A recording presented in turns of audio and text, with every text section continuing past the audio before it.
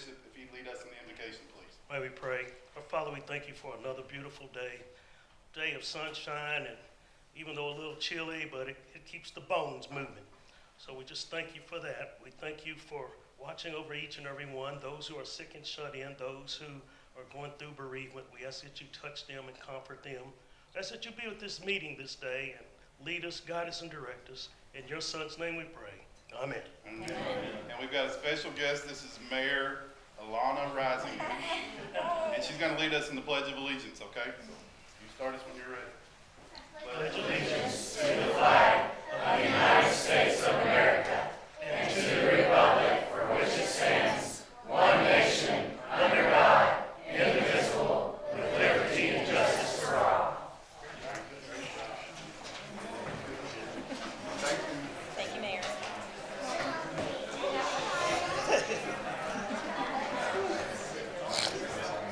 Okay, so welcome everyone. We are glad you are here. We are going to start off with something that we do that's very special every year, and it's our Christmas in the Park poster contest winners, and they're going to bring them out here in just a few minutes, but they always draw a large crowd. So to all the kids, that's why everybody's here. They want to see your posters. So with that, Beth, if you all are ready, we are ready.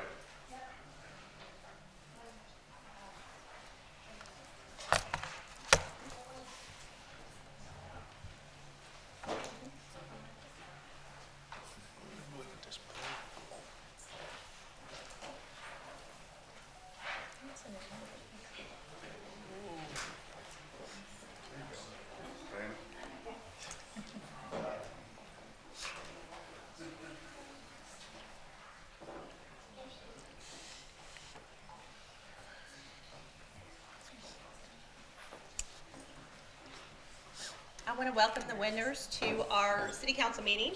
This year we had we had 94 entries from 9 different schools. That's a huge turnout. The posters that we saw, you could tell a lot of love was put into that drawing, that creativity. It was a hard decision. We had some ladies from the Central Kentucky Art Guild come in and judge them, and you were looking at the winners right here. Ashley Brown, who is our chairperson for the poster contest, does a great job of organizing it. She could not be here with us tonight, but I do want to recognize her for all of the hard work that she does to help us with this program. So first we'll do the winners, and we have them in age order or grade level. So we have Kylie Risinger from Heartland Elementary School, and Miss Kim Douglas with West Banco is her sponsor. She did a great job.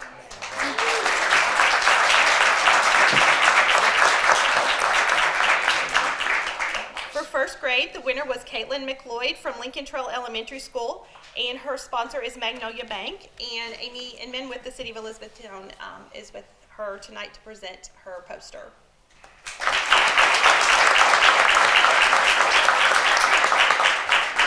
Second grade winner is August Skeeters. What a cool name, August, I love it. He is from Morningside Elementary School, and Jennifer Vincent with the Bound Credit Union is the sponsor tonight.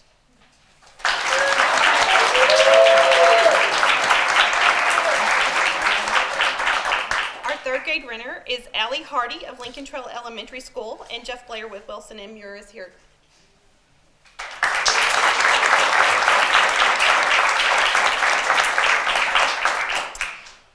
Our fourth grade winner is Alina Stutz from Morningside Elementary School, and Serena Brown from Sicilian Bank is here to present her poster.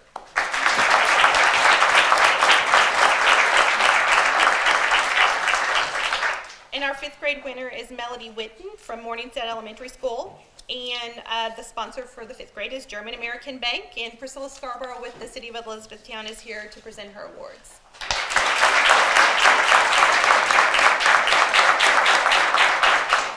So each of our winners gets a medal from the Central Kentucky Art Guild. They also get a preview pass to come through Christmas in the Park a night before everyone else, and they get a nice gift from their sponsoring bank. So we appreciate the banks for stepping up and helping us, and thank you all for being so creative. Can you all hold those up there so we can come around and see them real quick?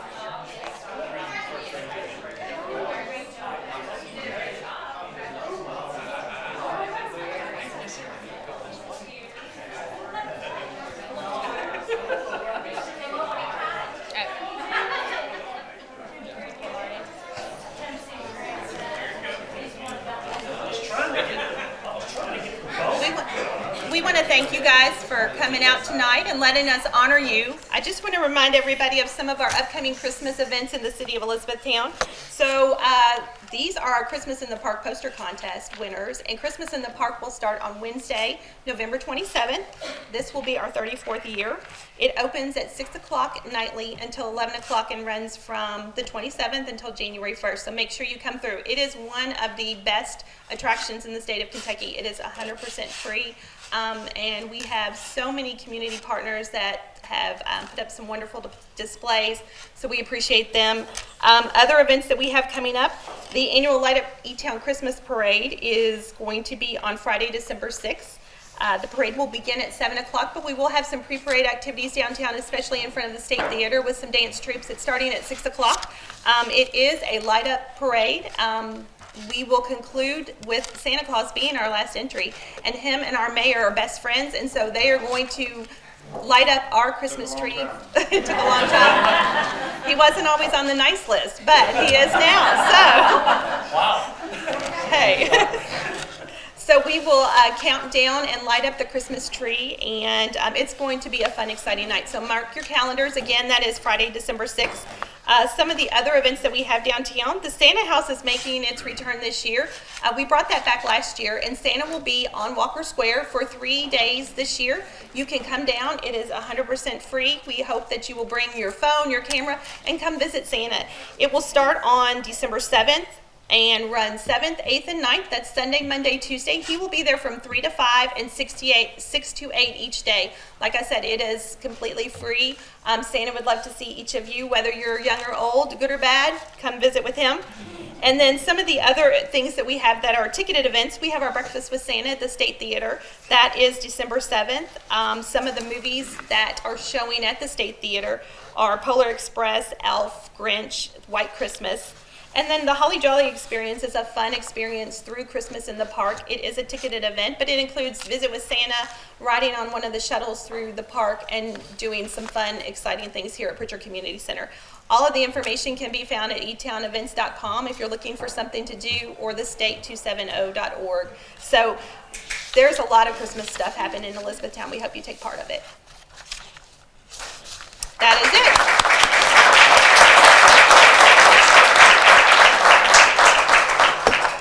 We'll just exit now. Thank you all. Thank you. Great Thank y'all work. very much. Good job, Blair.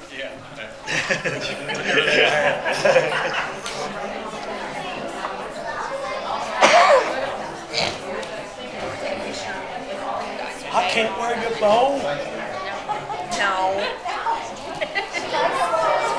Thank you guys. Thank y'all very much. Thanks. Thank y'all.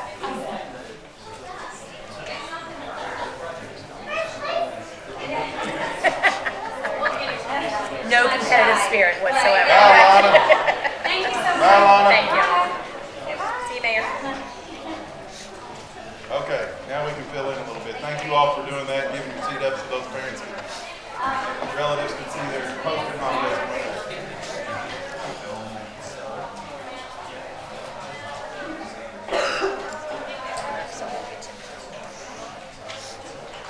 So if you look at the agenda, number 5, we have finance update from our Director of Finance, Jeff Hawkins. I'm going to switch that up just a little bit because we have a larger contingency of people here for Light Source BP Telesto City Council questions or remarks. So we have people here from Light Source BP and Telesto that represent them. They've done a great job doing that. Kenny Rambo's done a fine job. Jack has met with us multiple times. Kara, I met my friend Barb back there a few minutes ago. So our city council, if you all have questions, there's folks here that can answer them. So this is the platform to do that. So I'll let you all ask away. And I think, and Councilperson Walker could not be here today, so I did talk with her, and I think we had the same question to ask. You're in the county, why not do it there? Why do you need the city to annex you to do this part? So yeah, if whoever wants to go up and speak for your organization, if you don't mind to go up and state your name and who you represent, and then thank you, Jack.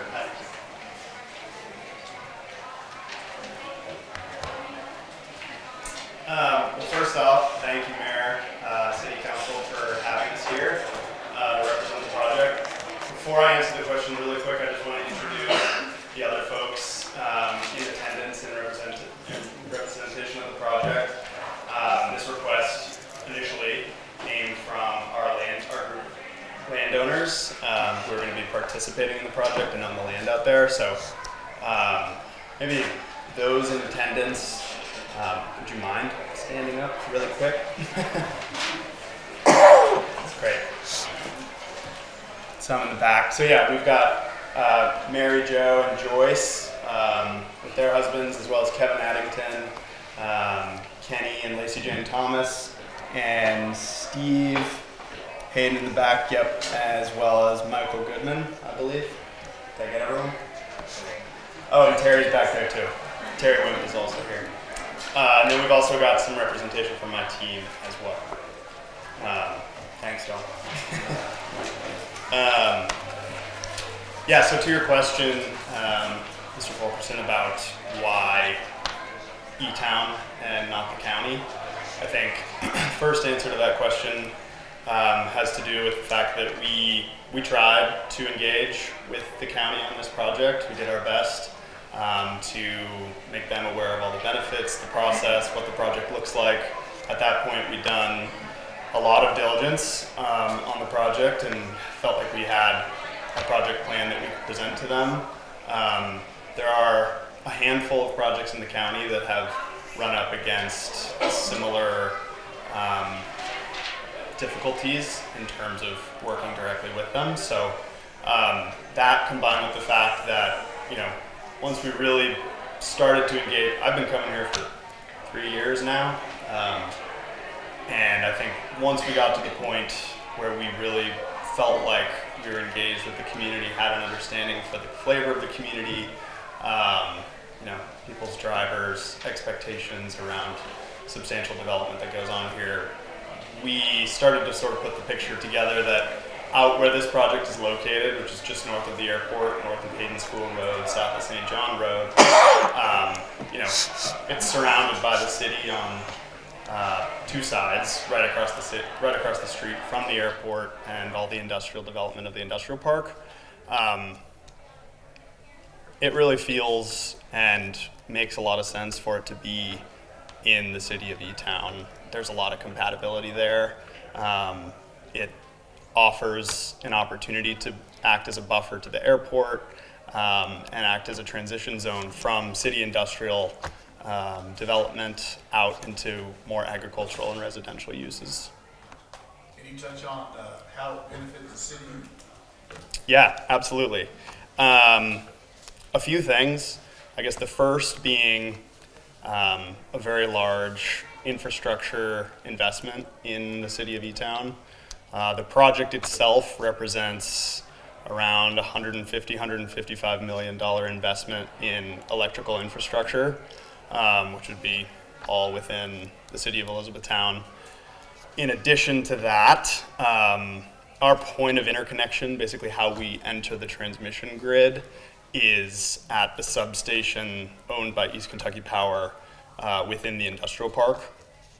Sort of our pay-to-play entry in order to plug that much power into the local transmission grid requires an investment of $17 million to upgrade that substation, as well as upgrade some of the lines that are going in and out of there. So it represents a significant infrastructure investment in grid resiliency, electric infrastructure in this local community that feeds the industrial park, homes here, and helps support a lot of the growth that I know you and others are invested in bringing into this community. Second to that, as a part of that investment, there's direct economic impact stemming from those property improvements. So we anticipate $4 million in property taxes stemming from the project, $7 million in wages that go along with the 12-month construction phase, and all the economic benefits that come from that level of employment. I guess the other big thing is we abut the airport. we know that this would create, and we've been in some conversations with the airport about it. We know there are some plans for airport expansion into the future. This creates a really beneficial buffer for that, any plans associated with airport expansion. I touched on sort of the buffer that it creates, that transition zone between industrial development and residential. We know that solar panels, which stand 8 or 9 feet off the ground, are a much better neighbor to a larger airport than homes and other types of development that could stand a lot taller and have people impacted by that style of development. This is a 30-year lease or 40-year lease? 40 years. And then it goes away? Yeah, so at the outset of the project, we would be putting in place a decommissioning bond. Basically, a third-party engineer would come in, put together an analysis of what it would cost once we install all of the infrastructure, what it would cost to get that off of the property, and that would be both above grade and subgrade. So that would go in form of a letter of credit or a bond, surety bond, and then that is updated every 5 years until the project is decommissioned. And that's required by the state as well, but standard for any of our projects. And in addition to that, this type of development, though it's a power plant and operates like a power plant in many ways, these solar panels sit above the ground. We're not doing mass grading. We're not going to pave anything. So that ground, for the most part, goes untouched for the life of the project, and we're in there doing native seeding. We're doing buffer zones, that sort of thing. So there's actually a lot of green space out there, and when we decommission the project, it's going to look a lot like it does now. So you mentioned $4 million in property taxes. Is that over the 40-year option or lease? Yeah, that would be over the life of the project. And kind of the flexibility that's built into that, if the city elects to go that way, is through the form of, as I know you, Mayor, the industrial revenue bond and subsequent payment in lieu of taxes structure. So basically, that would be created such that some of the taxes that would be going to the state of Kentucky get redirected to the city of Elizabethtown. And then that amount is captured in a payment in lieu of taxes structure, which we're definitely excited to work with the city on directly. There's also the community benefit. Yeah, we've also, and this was a year and a half, 2 years ago, BP pledged $1 million philanthropic fund, community benefit fund that would be available to, E-Town centric philanthropic organizations or purposes once the project is up and moving. Just that one substation would only be affected to be upgraded? So so we've gone through a multi-year process with East Kentucky Power and the regional transmission operator to identify what exactly is needed by the local transmission grid in terms of upgrades. What they and we've come up with is that $17 million to upgrade the substation, but also to do some work on the lines, EKPC lines, as well as the ALG and EKU lines. Jack, the only thing I would add is that, and I can just do it in response to your question, the project doesn't have to go away. The landowners wanted to extend the leases and the local community had the need. Could you jump up there? Sure. Sorry. Yeah, I just wanted to be clear that, and I'm Christopher, I run development for Lightsource BP. The project doesn't, Hansmeyer? Yeah, head of development for Lightsource BP. The project doesn't have to go away. If the local community had a need for renewable energy resources, the landowners and their heirs were willing to renegotiate a lease, you can retool the plant and extend it for as long as you want to. You guys have seen solar panels, they come off, you put new ones on. So really the initial lease and the structure can be expanded to the needs of the local community. So this could be here as long as you wanted it to, or it can go away at the end of the initial term. It's really at your discretion. Sorry, Jack. Good.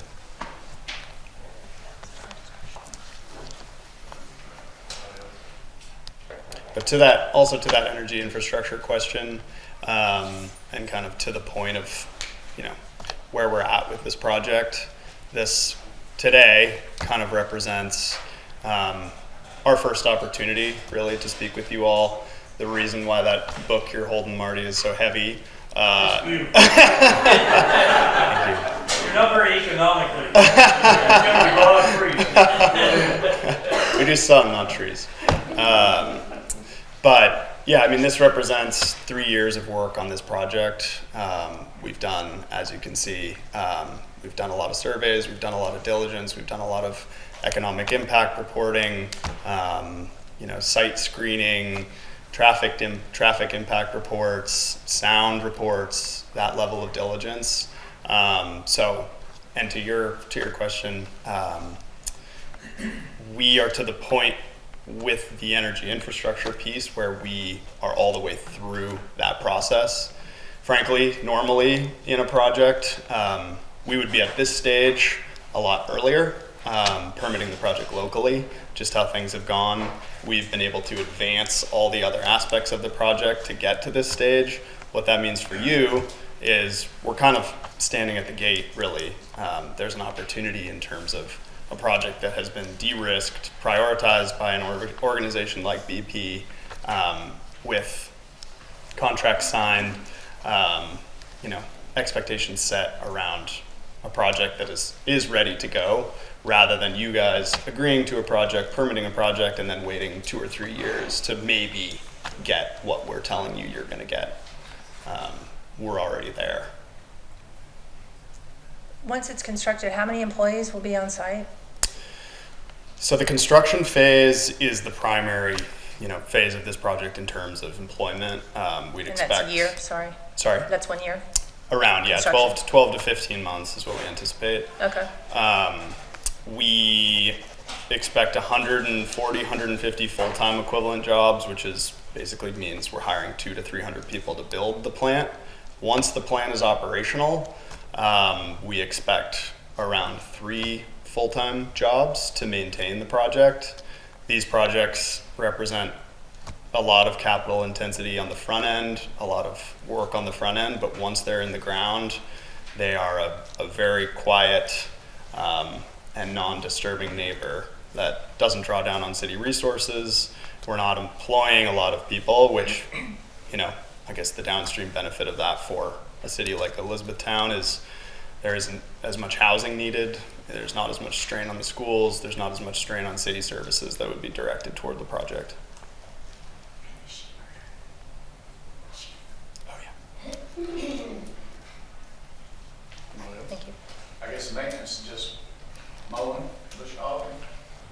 Yeah, so when we go in initially, it's all in crop out there, soy and corn now. When we go in initially, we will do an effort of, we'll pre-seed the site, basically, select like native seed mixes, basically, that work with the area, plant those, and then for the life of the project, we don't spray pesticides or anything like that. We do very little mowing. We actually partner with local sheep grazers to keep the vegetation down. That's generally how we structure our vegetation management.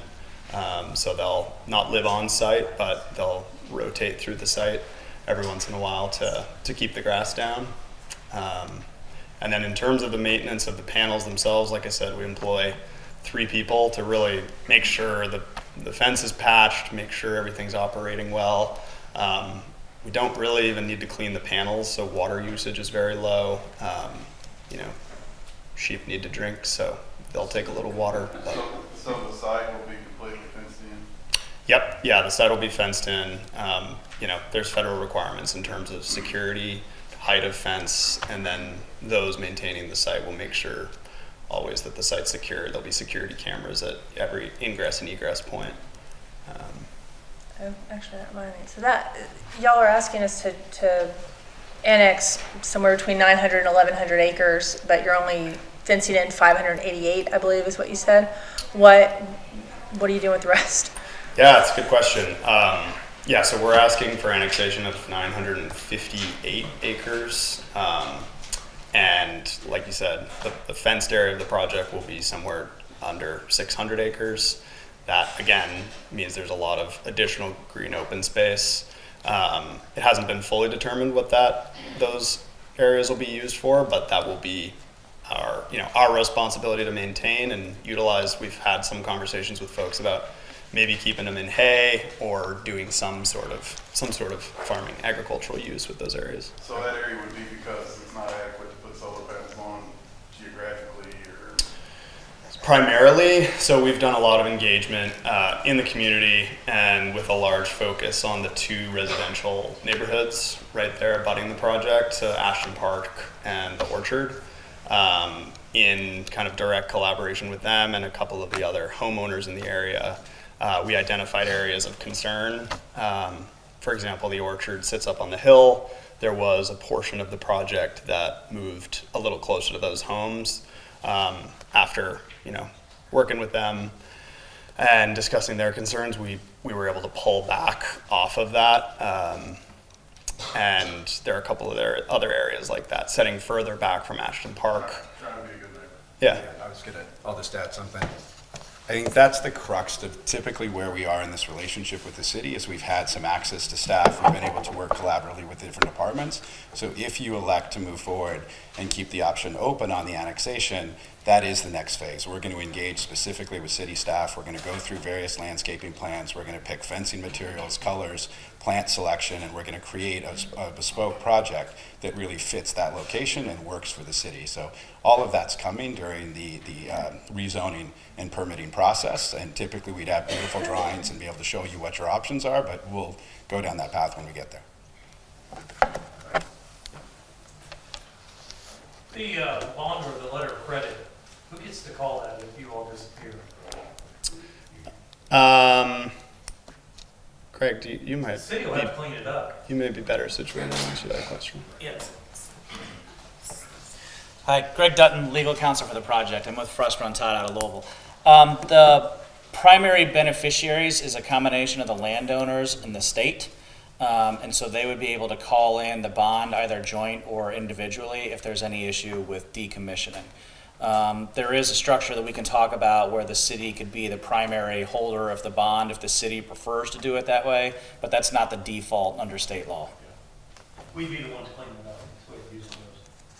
Well, it's really the state, the Energy and Environment cabinets. Yeah, but you can structure it whatever. But the letter of credit is basically, and Jack can talk about this, but it's reevaluated every 5 years to ensure that there's enough money that it'll be paid for if that ever needs to be called on. Thanks.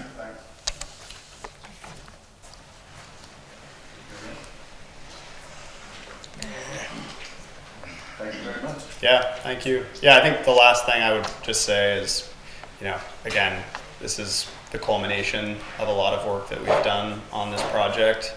I think tonight, and we're on the schedule for next week, I think, for voting around the consent to annex. Again, that's not the end of the line. I think that really, to us, indicates and opens an opportunity to provide you all with additional information and have more of an in-depth discussion around everything that we've done. And we want to continue the dialogue and work with you all to make sure that, obviously this is mutually consensual, that this is a project that works for you and works for your town. We think it does. So, yeah, we're hoping you agree, and we're hoping that we can work with you to figure it out. So thank you for the time. Really appreciate it. And they will take it under advisement. We will get you all an answer Monday. And, we'll appreciate it. Thank you. Hey, thank you. And you all want our feelings if you want to head out. We've got 3 or 4 more orders of business here, and it may take a little bit, but it's up to you.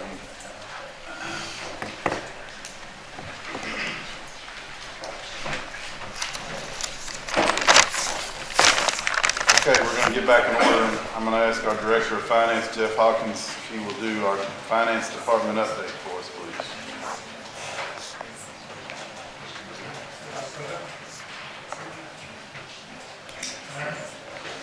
Not mentioning the word solid except this time, so if you want to leave, go ahead. All right. I was going to do my own Christmas poster, but after seeing the talent that those kids have. You lost.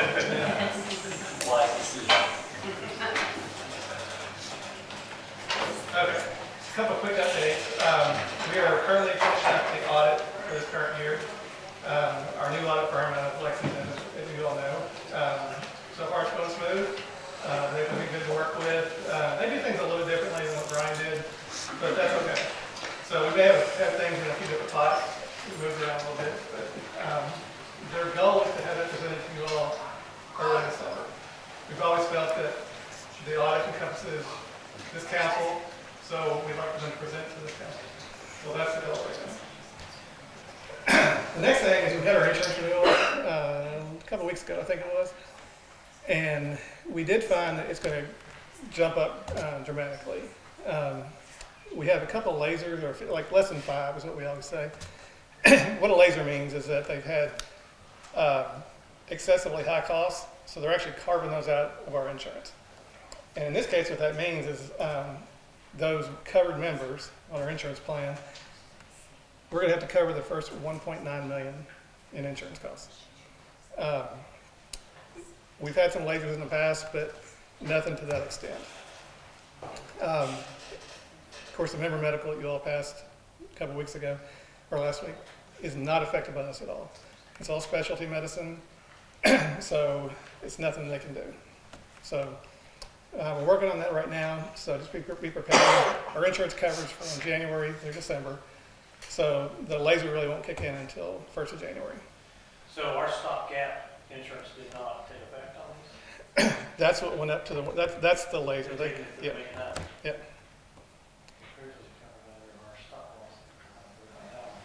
Yeah. So they've basically carved that out of the stop loss and said we have to cover that first 1.9 for all those people that they've lasered out.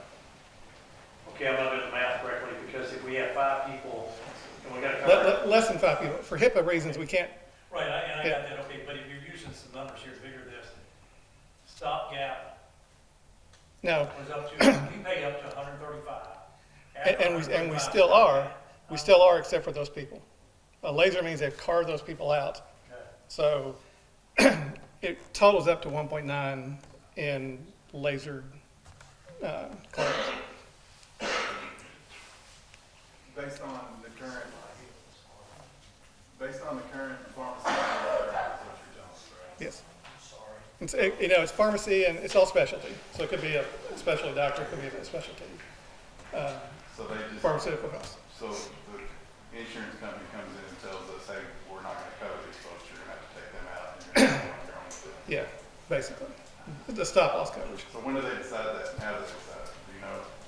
When you're doing the renewal, it's a stop loss company. I can't think of the name of the company is, but they've looked at it, evaluated based on prior claims, future expected claims, so they can look at those people, diagnoses and everything else and do that. But Jeff, I have that here. If they get to pick and choose what stopgap coverage that they want to provide us, what a win-win situation for them. I agree. I mean, we've had them before. This is by far the biggest. And the employee we had that passed away a few years ago, Yeah. he was actually lasered out for that following year, but it never came into fruition because he did pass away. Another conversation for Yeah. another day. Yeah. Yeah, we really can't talk a whole lot about it. I'm not letting you do this.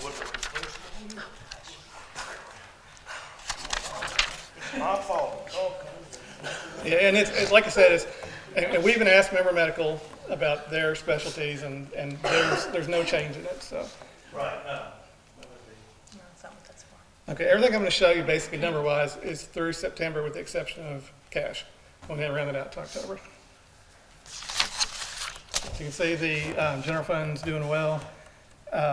Sewer fund down some, but if you look at compared to last year we had all those fines and whatnot coming in. Plus, we've also had capital spending that we've done a lot of already. Let's draw that down. The big one is the gas fund. You can see we're really down in gas. We've done Well, all that's due to the factors which are right? Yeah, I mean, like the capital, we've had the wellhead work. that We spent a lot of money on. We had the pay increases, things like that. Our costs have gone up. And if you go back and look at the history of our sold gas, the usage, it's gone a lot down. So we really get revenue out of about 4 months. We have industrials all year long, but we really only get the majority of the cold weather for about 4 months. So we probably won't see much kicking in. We'll see a little bit in December, but it'll probably be January before we really start seeing the revenue come in. The restricted funds are simply like the insurance premiums, those kind of things we collect, temporary holding, and then we pay it out. And the debt accounts, the reason that jumped up, the bond issue we did earlier in the year for police and fire department, we have that money now, so we place it in a debt account. So that'll be drawn down as we do those projects. Any questions on cash? Those are in interest-bearing accounts. Yeah.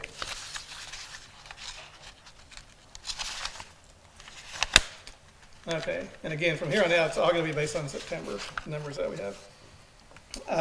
The various revenue funds that we have, or accounts that we have, you see occupational is way up. Last year we did not have the tax increase in there, this year we do. So our collections so far have been really strong with the new tax rate. Other income, some of that is, it's really three key drivers. Interest or gains on our money that we currently have. We have reimbursements, and what those come from are, say we do a job for Hardin County Water District. So we incur costs and they reimburse us. By the way the accounting rules are, we track those in a reimbursement account. And then the other around $75,000, $80,000 is thanks to Joe and his group for permits and whatnot. See, you guys? Did he pay you to say that? No, he didn't.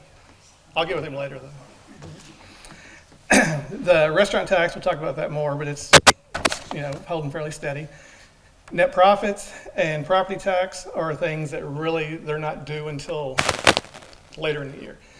We have collected about $1 million so far in net profits, and what that is are people that filed extensions, so they paid those during the October timeframe. Property tax, again, we'll see that coming up. Probably by the end of December, it'll be 90-95% collected already. Hotel tax, we'll talk about that again. The next several, they're all pretty flat. Most of them are a little bit below right now, but some of those like recreation fees, events, those are all kind of based on the timing of the year. Let's see. And as you can see, the ARF, the alcohol money down there. The regulatory fees are based on, I think, most of them I think are either monthly or quarterly, so a lot of that is based on when the revenue comes in. As for spending, this is done not by department but by area, so like all of Don Hill's group is considered public works. Let's see. Admin, we talk about, a lot of these are the same explanations every year, but admin, we pay a lot of things up front, like the workers' comp, like all the insurances, so we hit those pretty hard. And then as the budget year goes on, they get closer and closer to the budget line. Thanks for explaining that. Yeah, I called you out too. So. Yeah, I don't want to blame it on me. Yeah, we pay those like on July 1 of every year, so it comes out pretty quick. Then if you look at police, it's not that they're spending a lot less, or a lot more right now. Sorry, a lot more right now. A lot more. Sorry. They actually have two things that are key to why they're, really one thing why they're over budget right now. But the ARF money, we only do that usually twice a year. So once we kick that money back to the police department, then we'll be in good shape. And let's see. We gotta teach you some things not to say, Jeff. Hey, it's all the people here that make me nervous. Not Taylor Swift or anything. Let's see. Public Works, they're really under budget right now. A lot of it has to do with capital. Project's not kicking in all the way yet. Parks and Rec, they're the ones that's over right now. A lot of that is just the flip side of the capital. We did a lot of that work on the south end, budgeted, basically spread out the whole year. So we've already done that work. So we'll start seeing that come more and more favorable. Any questions on that? Okay, here's your restaurant tax collections. We are running right at budget time, our budget amount, a little bit less. We are at 1.39 million so far this year, and that's annualized at 5.3. Budget was 5.5. So we're real close. And the transient room, kind of about the same thing. We are let's see, currently at 344,000 for 3 months, and we're annualizing at almost 1.4, and I think the budget was 1.5. So that'll start to taper off a little bit just as sports bars closed and we don't have all the people from Blue Oval coming in, constantly working on the plans right now. The one thing that tourism and the state are still trying to do is work with places like Airbnb, VRBO. Not all of those are paying yet. And it's hard for us to know who is out there. We can go to their websites and say, okay, I see this property, but I don't really know where it's at. So I think Airbnb is the one that we've had a hard time getting collections from.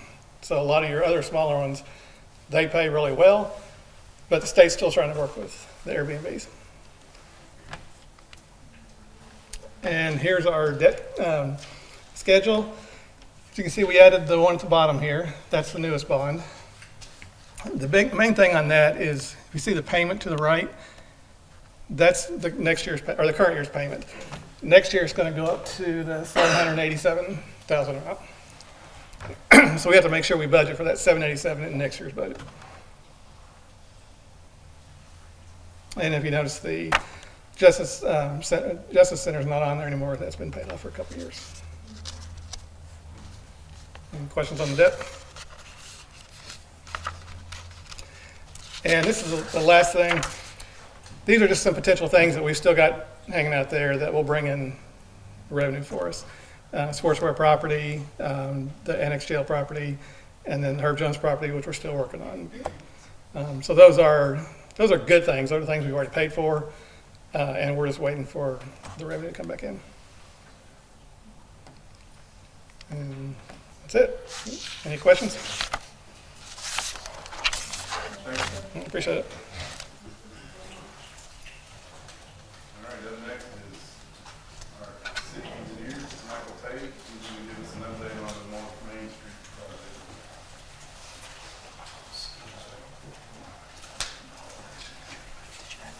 project. Just me.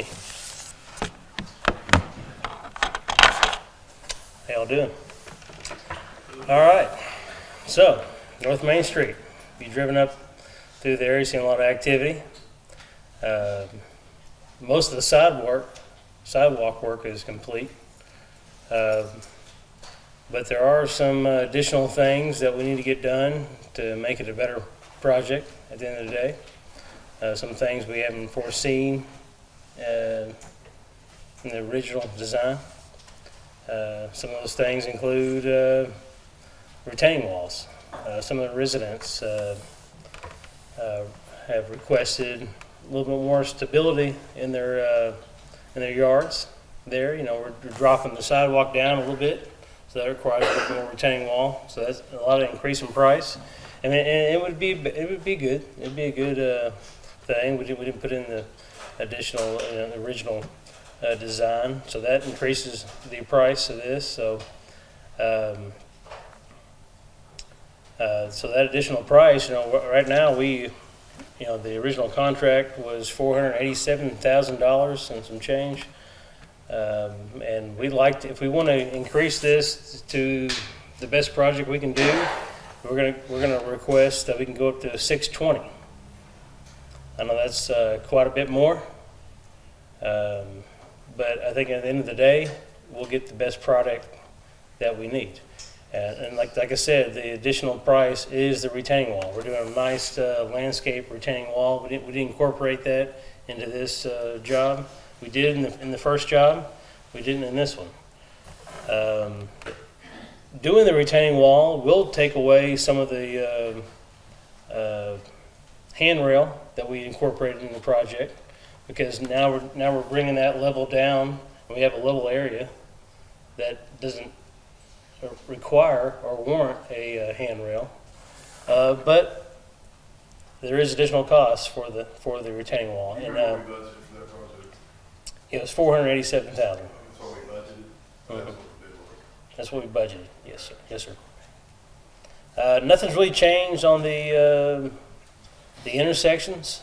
We designed that correctly to give the ADA compliance for a crosswalk. But there are some improvements that we'd like to make, particularly there's an alleyway that we've drastically reduced the severity of the slope to help for cars not having to scrape, their undercarriage. I mean, we get that on the alleyway, we get that on Warfield, we get that on Browns. We don't have that anywhere else going up North Main Street. Those are the three worst scenarios. I mean, if you go up North Main Street, and that's what I think our goal is from the council's foresight, is to bring sidewalks all the way up to North Mulberry to have that pedestrian access to downtown. So Brown Street, Warfield, in that alleyway, there were steps on that alleyway. There were steps. We're trying to get rid of the steps. Did you have to widen the one? We had to widen it? Yes, sir. Yes, sir. So there you couldn't turn in there. Oh, I mean, no one even used that alleyway. I mean, only people that use that alleyway are the people that live there. Exactly. I mean, you couldn't get emergency vehicles through there. Y'all have any questions for Mike? No, it looks very good. It will be a great project. It'll be great. It looks good so far. We're proud of it, thanks. Thank you.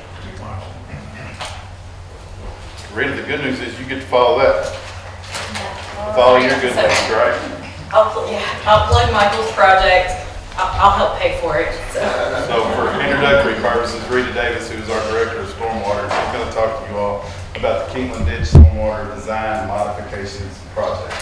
Great. So to refresh your all's memory, this is a severely eroding drainage way along Keeneland Drive. Out of Commerce, we actually were losing some of our infrastructure, our head wall, commerce and that kind of thing because of the erosion is so severe through here. So we are doing a ditch modification project to help stabilize the ditch, and then on the back end of this we're going to be planting it in live stakes, which are basically clippings from trees that will propagate just by putting the branches into the ground. And so we'd like to be able to create a program on the back end of this where we can help our residents who are maybe experiencing erosion on their drainage ways, where we can provide them with some clippings off of these live stakes that are, once they've been established, and help with some erosion in the city that way. So we opened bids for the project on October 30th. We received 3 bids, and so we're going to be, on Monday, we're going to be asking for you guys to award this to a contractor, but we wanted to make sure that you guys understood, because we had quite the range between our 3 contractors, between our low bid and high bid. So we had Dirtworks come in at $214,397. We had Schroeder Construction come in at $486,570, and we had Phillips Brothers come in at $589,240. Our opinion of probable cost from our engineer was $552,690. So we had about $600,000 budgeted for this project. There you go. However, so we have reached out to Dirtworks, since they are the low responsive bidder. We made sure that they understand the project. They did have the main components of the project are earthwork and rock. They were on the low end of the spectrum as far as their unit prices for those 2 items, but they weren't outside the realm of possibility. So we are going to recommend that Dirtworks be awarded the project on Monday, and that is a low bid that we. So after they look at the scope again, their numbers staying the same? They are comfortable with their bid, yes. So yeah, so approve the sidewalks. What a great friend. This is rare. This doesn't always happen, but yeah, we did have pretty good bids with that particular project. So that's all I have. Sounds great. Hey, real quick while you're up there, kind of, you know I love to do this to you. So all the big heavy rains that we got, what kind of issues did we see around town? That's pretty good, right? So when we had Hurricane Helene come through, we got probably 5 to 6 inches of rain. We got it over a period of time. We really did not receive a lot of resident requests as far as stormwater was concerned. We felt like we drive around every time it rains. We drive around making sure, you know, all these trouble areas that we know of are functioning or how they're performing. I felt like really lucked out, especially seeing how that hurricane affected other areas. We weathered that storm really well. Our system handled it the way we would hope it would. So yeah, it's the super intense ones we get in a short period of time that really kind of give us issues, and unfortunately we don't design for that type of intensity. So, but yeah, we've been pretty blessed with the rains we've had here recently. Very good. Thank you, Rita. Yep. Thank you. Okay, with that brings public remarks.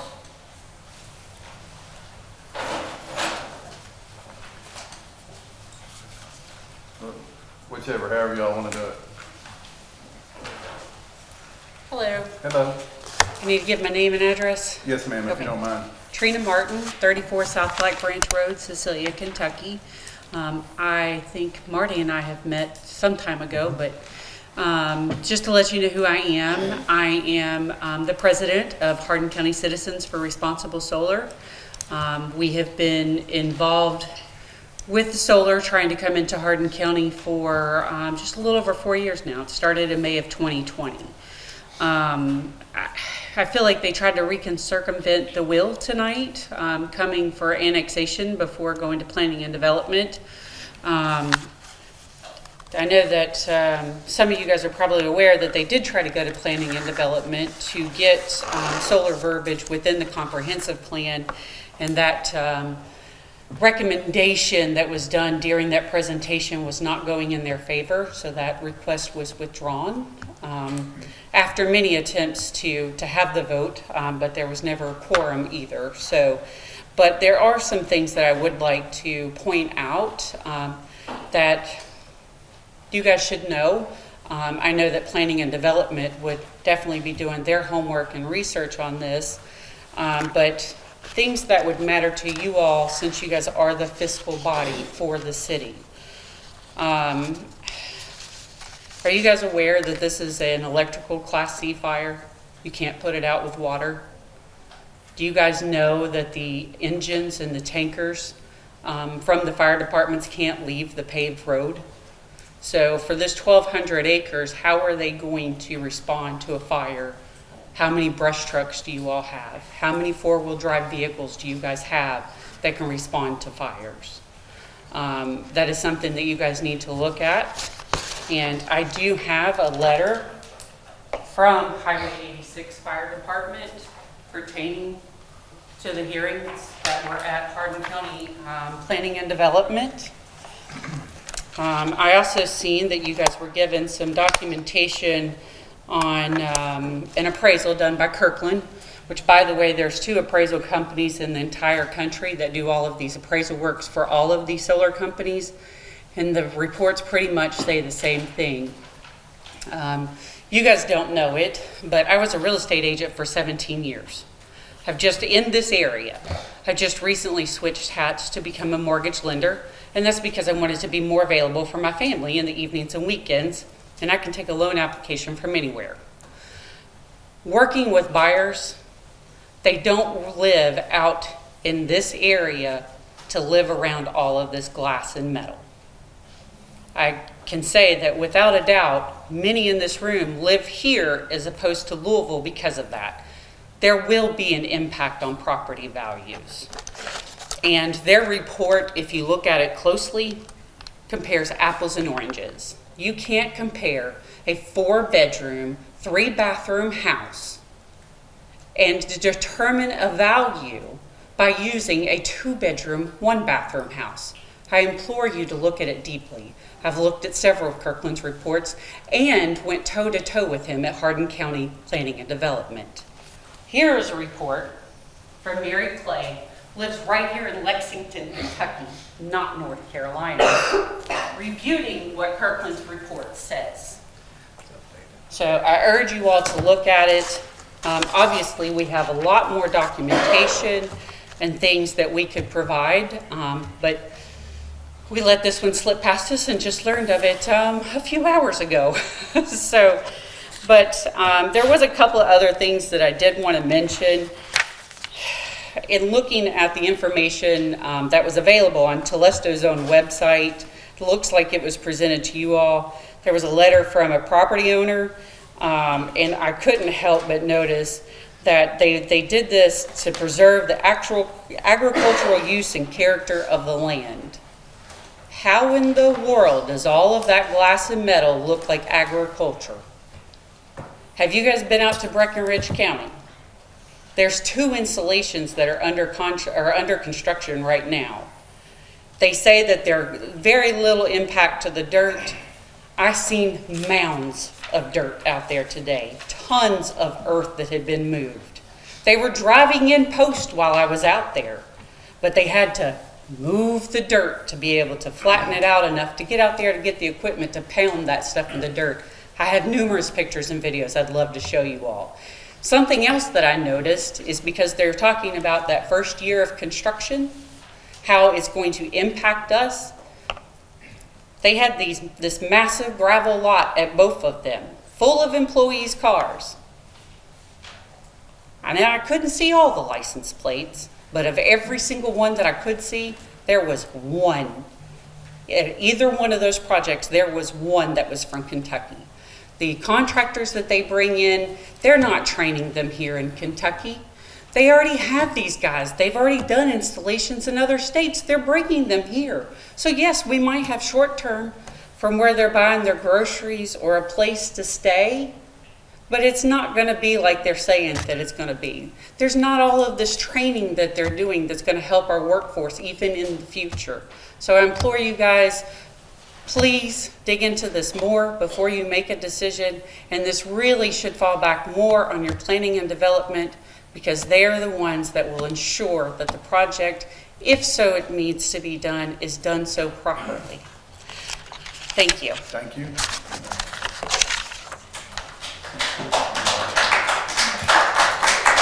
Yes, ma'am. My name is Mary Jo Thomas Evans. I'm a landowner and a resident of 2151 Cecilia Road, Elizabethtown, Kentucky. First, we, the project landowners, would like to thank the mayor and the city council for allowing us some time to speak. This annexation request has taken much longer than we expected.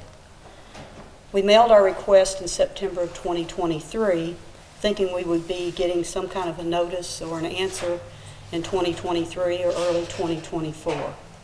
But we were thankful when the mayor sent us a letter laying out the process. We thank you again, Mayor Gregory, for your response. My sister and I were raised on the land just as most of the project owners were. We went to school with most of them. Kenny and Lacey Thomas are our cousins. Bill Goodman, who recently passed, was our school principal. And Carolyn Hayden was my high school teacher.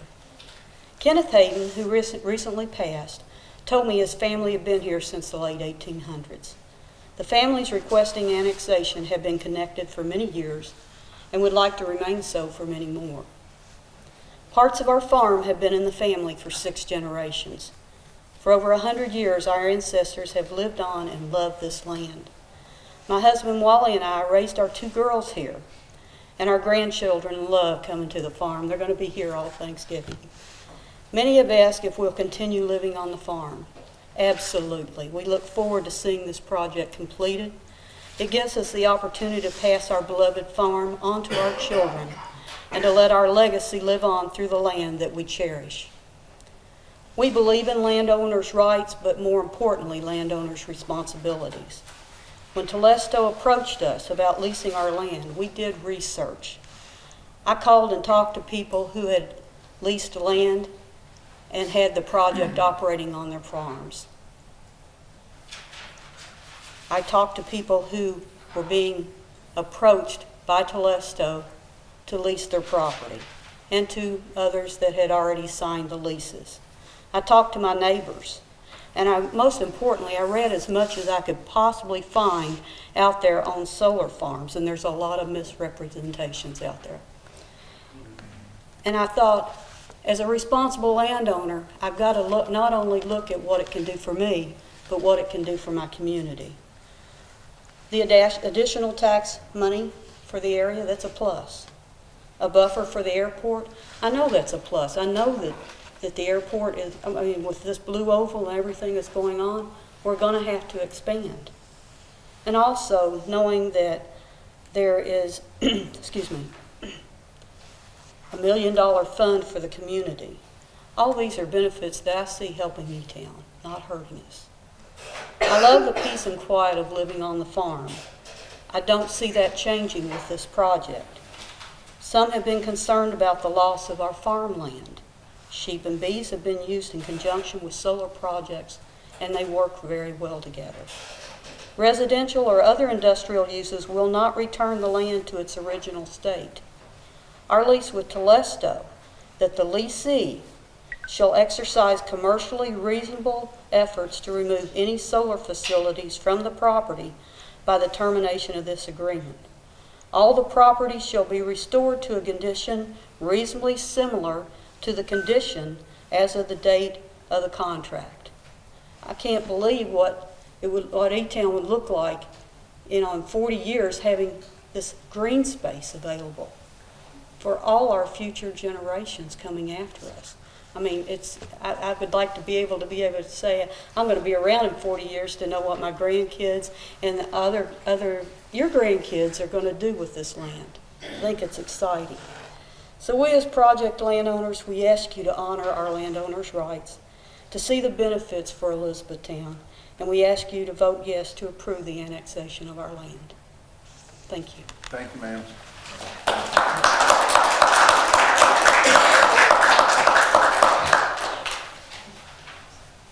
Got another one?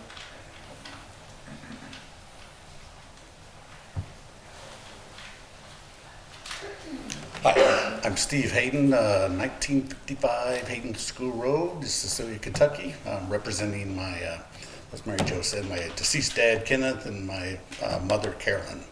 I'm going to second what Mary Jo said. I'm not going to stay up here very long. I just wanted to second what Mary Jo mentioned about, we believe in the project. We are connected as neighbors. My dad, 92 years old. He spent 80 years on that farm, essentially. So he's was well connected with the farming community, and did not take kind of the decision to undertake this project lightly.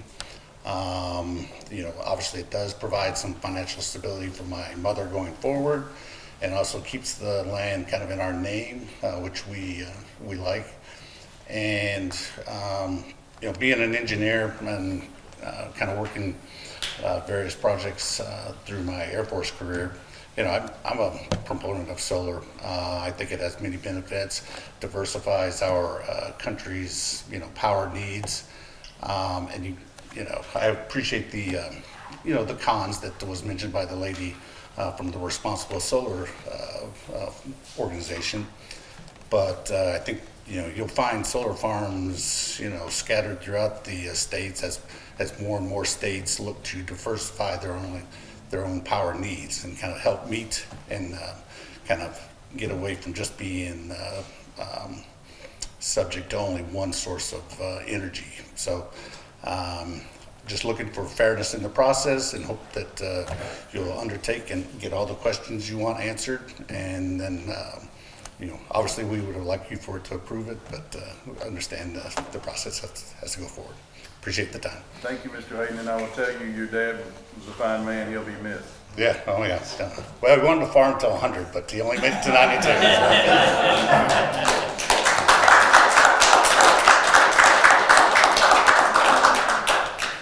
Anybody else? Yes, sir.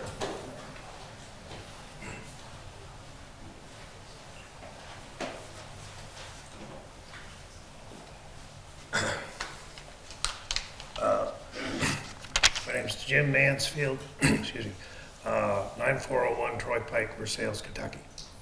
My wife and I raise sheep and sell lamb for a living. We have lamb sold in Whole Foods markets in 7 states. Sorry. I'm a past president of the Kentucky Sheep and Wool Producers Association, and I'm a board member of our National Association of the American Sheep Industry. I have to say that the American sheep industry is quite excited about grazing solar sites.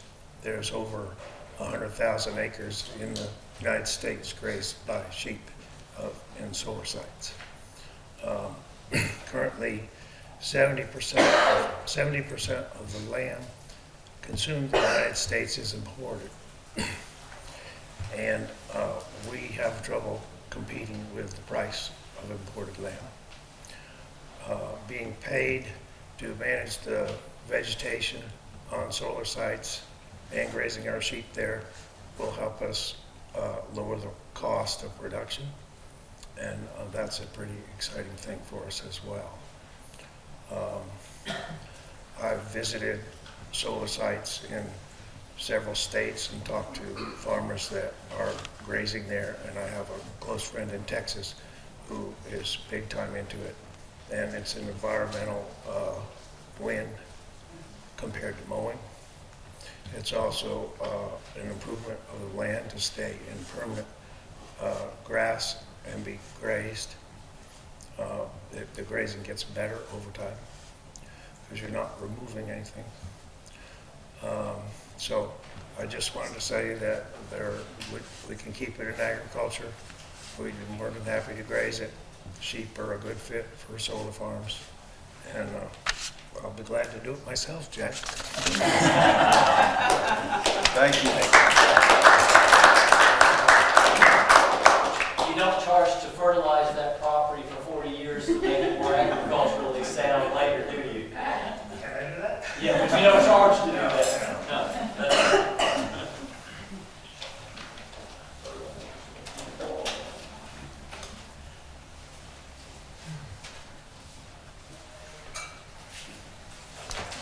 Bobby Coleman in Vine Grove. In Ed Pope's memo, you mentioned this will increase the city's size by more than 15%. How is your budget looking this year? Do you all have a surplus of funds laying around? How do you intend to increase city services by 15%? You must be fiscally responsible in this decision and must look at it as a whole, not just a solar farm, but also as the zoning uses they are requesting can be the city unadequately funding to provide essential services to this land upon annexation. I advise you guys to please reconsider and not do solar farms. Thank you.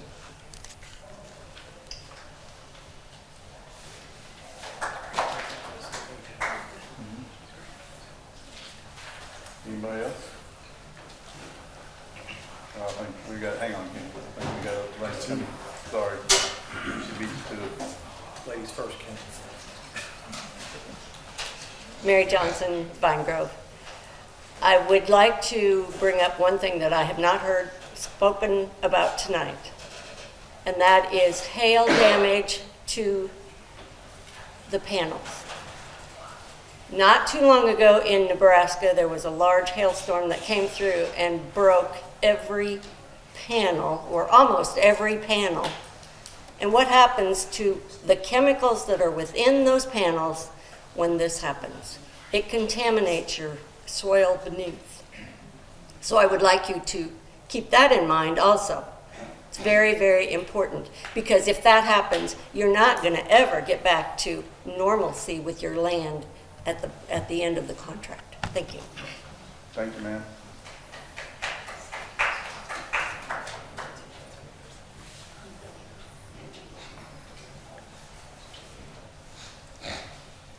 Good evening. I'm Glenn Harrington. I live at 2528 Hardensburg Road in Cecilia.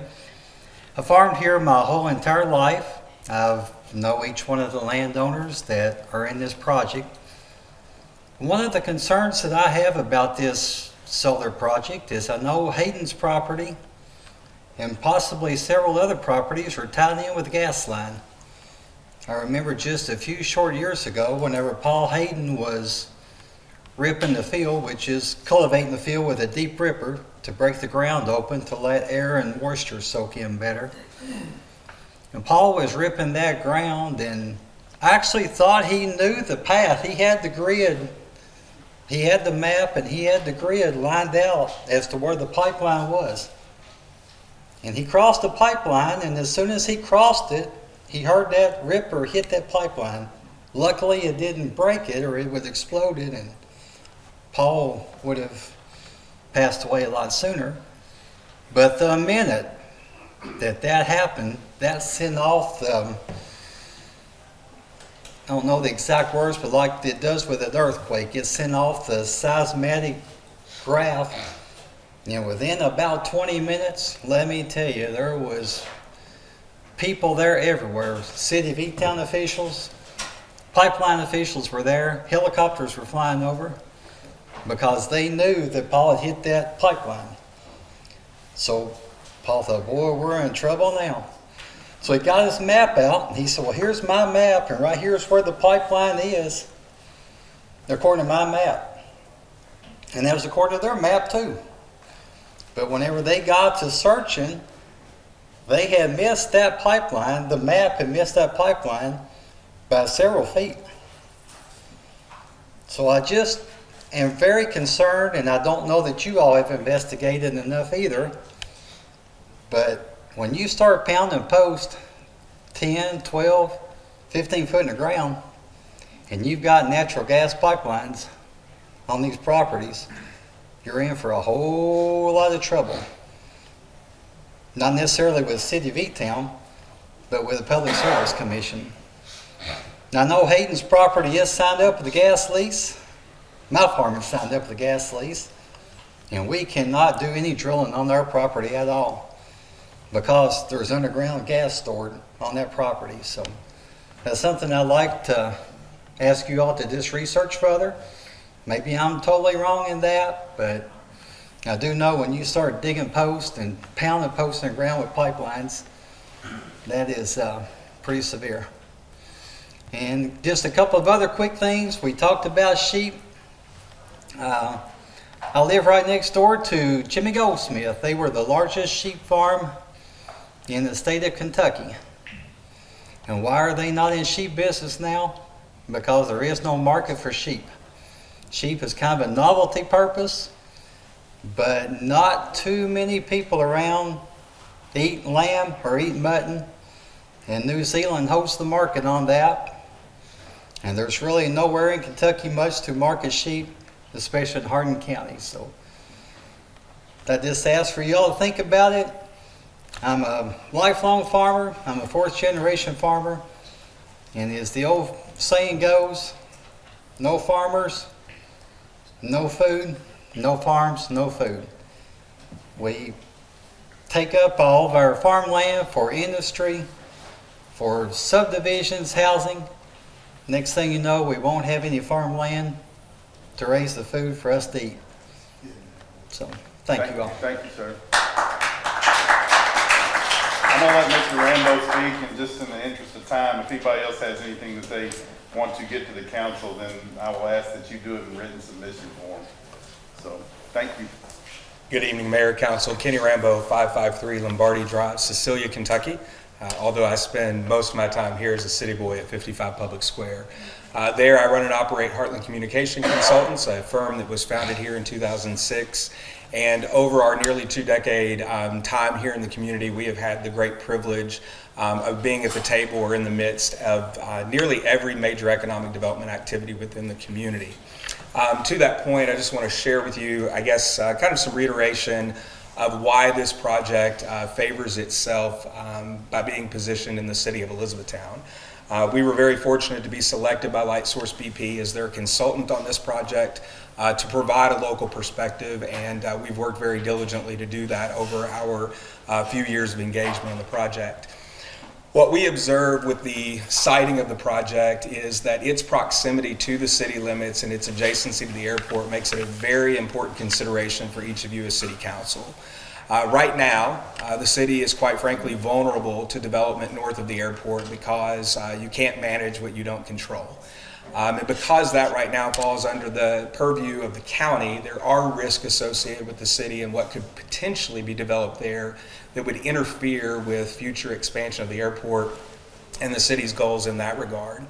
But I want to speak to kind of an intangible that this project brings that I know is near and dear to each of your hearts, and that is the economic development asset that it represents for our community going forward. This council, the city as a whole, has a long history of being well vested in our Elizabethtown Hardin County Industrial Foundation. And this project, if it comes to fruition in our community, will be another feather in the economic development cap and story of our community. Let me explain why. Clean energy is becoming a major consideration for industrial users, large-scale operations. As Jack shared earlier, this power will be inserted into or injected into the substation that sits on Pritchard Parkway, right behind Altec. The electrons that this project puts into that grid will go directly to tenants currently in the TJ Patterson Industrial Park. So when users in that area that are with Nolan RACC, such as Altec or Metulsa, fire up their operations, that power will flow to them. But for future businesses that we would like to invite to be a part of our industrial mix, they will see a community that has grid resiliency because the closer we are to the power that's being generated, the less risk that those businesses have of being impacted by natural catastrophes or the emergence of ongoing brownouts or blackouts that are becoming a factor in some regions within our country. We can position our industrial foundation with a great story to tell that we've embraced a great corporate citizen like BP that has already made major commitments and contributions in our community and has many others planned. But we can ensure them that we are a community of the future that has power being generated locally and provides the resiliency that they need in the grid in order to bring and trust their operations here in Elizabethtown. For that reason, I think the City Council should be very vested in this project. I look forward to you deliberating further and hope we can continue the dialogue. Thank you, Mr. Rainbow.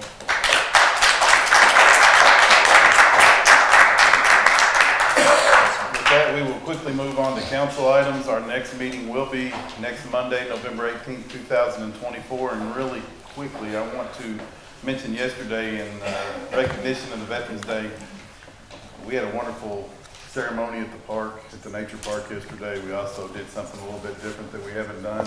And we had a motorcade that left from American Legion Park that went down miles, turned left on Ring Road into the nature park. About 25 cars. I think our veterans really enjoyed that. We're going to try and build on that annually and see if we can expand that, and also see if we can get some more of the community out on the sidewalks and letting them know how much that we appreciate them. But yesterday, Veterans Day, was a wonderful service, and we appreciate everybody that participated and invite those that didn't have the opportunity to do so next year. So I was very proud of our park staff, our event staff, and our fire and police for assisting us, and we look forward to it every year. With that, I don't have anything else. Y'all have anything to add? I'm good. Okay. We will not go close meeting, and I just need a motion and a second to adjourn, please. Motion. Second. All in favor? Aye. Opposed? Seeing none, motion carries. We are adjourned. Thank you all very much.